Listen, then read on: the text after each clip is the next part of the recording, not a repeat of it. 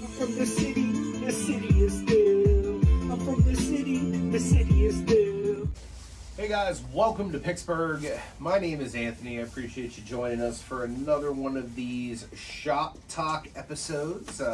With me as always, I got my homeboy Hot Hands Hoshik, my other guy, Chef Marte Cards. And what we do is we like to get our haircuts and we like to talk cards because that's our bag, baby. So, again, welcome back to the channel. If you're new here, do me a favor and subscribe because we are on that road to 4,000 subscribers. And when we get there, we're going to be doing some epic giveaways. Someone say giveaways? Giveaways? Giveaways? What? Huh. We have some giveaways here apparently from Ultra Pro as well. So guys, do me a favor, comment on this video, give it a like, and we will choose one person on this video. Yeah, I mean, dude, there are a lot of really cool things that we're doing. Like, we're basically bringing a standardization to grading. You know what I mean? Like, we're bringing something that says, hey, this is exactly the same 100% every single time. There's no such thing as a bad day because all of our work is backed up and checked by machines and human beings. So I really love what we've been able to produce out here, man. Just to add to that, one thing I was thinking, like, we may be the company that's actually like really doing grading, because when you think about it, a lot of times, unfortunately, it really does come down to opinion. Absolutely. So, you know, and granted, it's a very respected opinion. Obviously, you know, the graders at PSA, I'm sure they're very well trained and everything. Yeah. But the reality is, it's just not really backed up by anything. Correct. You know, I know there have been many times I've disagreed with a grade. I can imagine that you all have been in the same boat. I'd imagine, you know, a lot of our viewers have probably been on something like that. Absolutely. And that's really like my heartbeat, is that cards would be exactly what they are and they would be properly explained, and like people would be like, oh yeah, I see exactly why that's a 3, or I see exactly why, you know, that's a 4, or whatever grade you give it, you know, like, and it should be the same every single time. So like, say theoretically they crack the card and they send it back in, it should be a 3 or a 4 again, Provided you know what I it mean? wasn't damaged in the cracking process. Correct. And if it was, then obviously it would be a little lower. But theoretically, you know what I mean? If we were to grade the same card in the exact same condition, it should come back with the exact same result. I kind of want to throw like a little curveball question in here. It's like the old saying, right? Does the tree make a sound if it falls if no one's around? And the reason I'm stating that is because, you know, I've heard a lot of noise in the hobby about if a human visually can't see the defect, do you deduct for that defect? Any thoughts on that? Well, it honestly depends. There are certain defects, like for example, there was a defect on 2019 Prism and like I believe also Mosaic, where there were print lines along the back of the card. I know that PSA and most major grading companies will overlook those, even though those are visibly seen to the human eye because those are like known defects or whatnot. But things that aren't seen to the human eye, like personally, I feel like if there is a defect, it should be marked. But again, like kind of like we do, like we have like a 1/16 minimum deduction. So apparently if we take 1/16 off of a card, it could still get a perfect 10. You know what I mean? Because it's not going to do anything. But if there is technically a defect on the card, in my opinion, it should be noted. Like, hey, there is something here that makes this card imperfect. Because it does correlate to the overall condition, which is what's being graded. It's Correct. The condition of the card. If we omit, for example, and we say, hey, there's a little bit of a dimple here, but human eye is not going to catch it, but the system will catch it. It still has to be noted. Absolutely. To some respect, like Anthony said, 1/16 still gives that Yeah. maneuverability to get. It literally a 10. takes nothing off of your grade. It doesn't even lower you to a 9.5. Love that answer. So- Love that answer. Yeah. I mean, it still needs to be noted though, because there is something that makes your card imperfect. Because if not, it would be a perfect card. Mm-hmm. Which, like, honestly, like we have not seen a perfect card come through here yet. And a lot of it has to do with the last episode where we were talking about quality control and stuff like that, and how cards coming fresh out of a pack, like, hey, you're lucky if you're getting 9.5s and 9s because the quality control sucks. I've seen a lot of like Donruss, for example, like with like the you were collecting Marvel sets and stuff like that. I've seen a lot of them grade in like 8s and 8.5s. It's like, oh my god, those are like, aren't they like case hits or like one per hobby pack or something like that? They used to be. They are one. It's not even one guaranteed per hobby pack.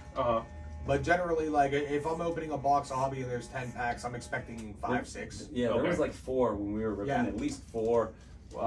4 standard Marvels and a press proof. But like that type of stuff, like getting fresh out of a pack, like I don't want to have an 8.5 fresh out of the pack. I want to have like a 9.5 to a 10 fresh out of the pack. You would expect that. Because, dude, like anytime we hit something, it's literally straight to a sleeve and then a top loader if it's a decent card.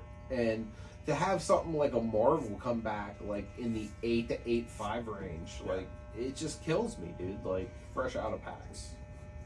Not all tied together. I mean, how many times have you seen a card that's just beyond off center? Yeah. Oh, I have like 4 right out there.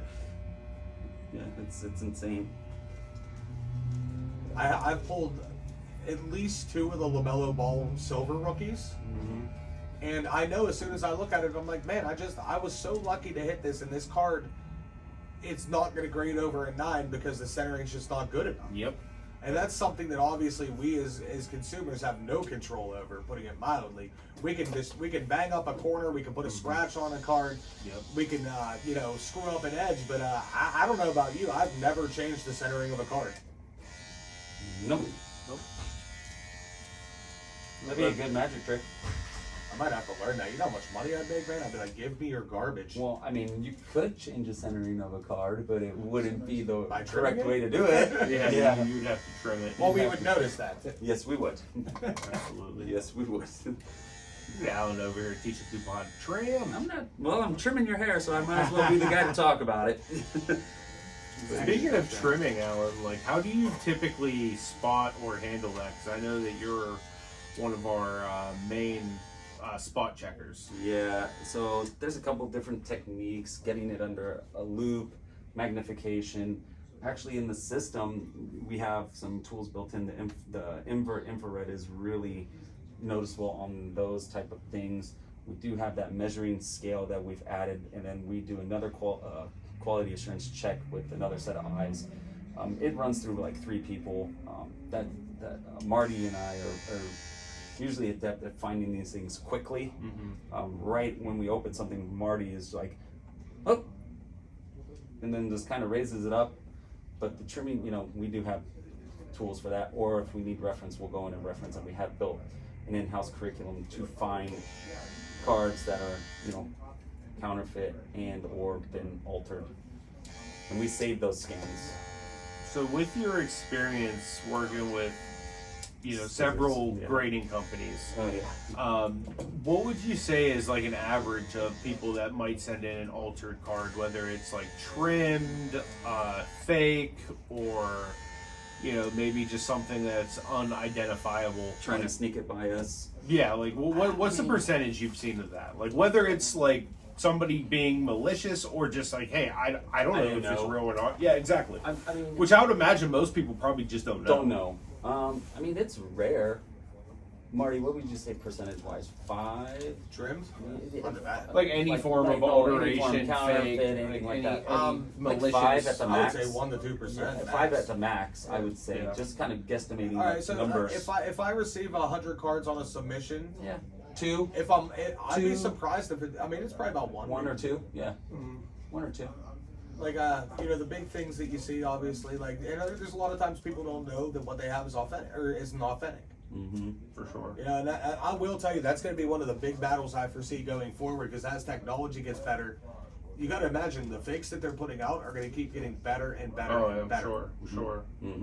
The way that the print is done now too. There's a lot of ways to spot something that's been done on a classic printer where versus look at a it new this age way. printer. They're doing the borough downtowns. Wasn't that? That was not confirmed. but the way they're doing it now, especially on the Pokemon cards with the foil and all the hollows and stuff, there's certain checklists as a consumer and as a company that we go through. Yeah. Especially on the first edition stamps are now getting a lot better. Yep. You know, the stock is getting a lot better, but there's always these little variations in color or, you know, sizing, location of certain items that our checklist going through. I don't want to like kind of give away those.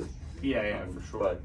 But there are at least 6 points to a card, I would say, that help you check it out to make sure it is authentic via counterfeit or reprint. For sure. Yeah.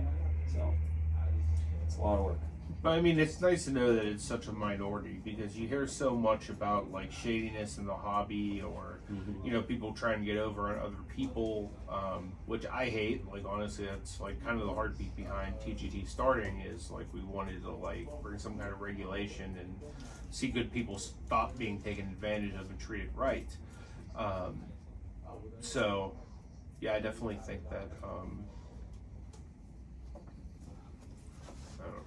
you know, being kind of on top of everything, you know, taking care of the customer, making sure like we know if it's fake reprint count or if it's trimmed, we, you know, notifying them. You know, because you don't want people taking advantage of, especially at shows. Oh, with, 100%. you know, little kids that are trying to get into it for different reasons than us. They're not in it to make money. They're in it for the love.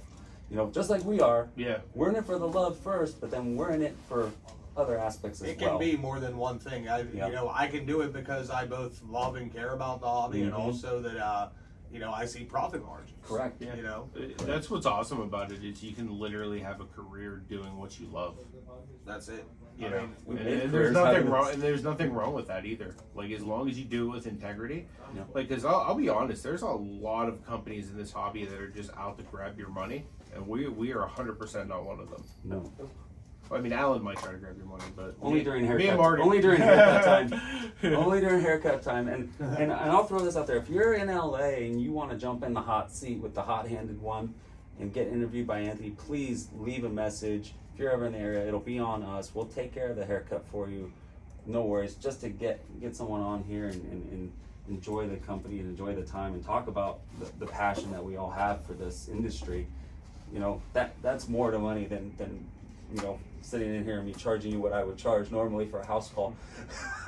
You know, we're all about it. We're all about sharing. So let's get in here, man. Let's go. I'll tell you what, we've done a lot of talk today about, you know, different issues and discrepancies we're having in the hobby. Let's bring it to something fun. Oh yeah. What are we ripping? That's actually along the lines of where I was going. But Yes, honestly, sir. what are some pieces and some players that you're potentially looking to add to your collection? Are they personal, or do you see profit margins? Because I have a separate list for both of them. I do too. I do too. There are some players I buy, like, honestly, I'm not a big LeBron James fan. Honestly, Tom Brady, I'm a Steelers fan. You know how I feel about Tom Brady. yeah, Yeah. screw Tom Brady. Yeah, correct. Forget But about Brady. do I have a lot of their cards? You bet your ass I do. Well, that's Because called they're valuable. That's called valuable profit margin. Like Investments. LeBron, you give him 3 years maybe when he gets those records, and he's the only guy ever probably 40,000, 10,000, 10,000. That's just value. Oh, You know? what's weird? His cards are down right now. Yes, they are. Like, I've been buying the heck out of LeBron. yeah, well, Cavs uni LeBron. Oh yeah, Cavs. Cavs, I don't care Cavs. about Heat and Lakers. No, but Cavs only LeBron. I've been buying for a while, and like, even like, you know what, how we got our SG or CSG submissions back, like, what, a couple months ago. I actually had like a ton of LeBrons, and when I sent them, to give you an example, there was that Supernova Fractal. Yeah. I had 2 of those, and they were selling the year before. That was like $100+ card. Yeah.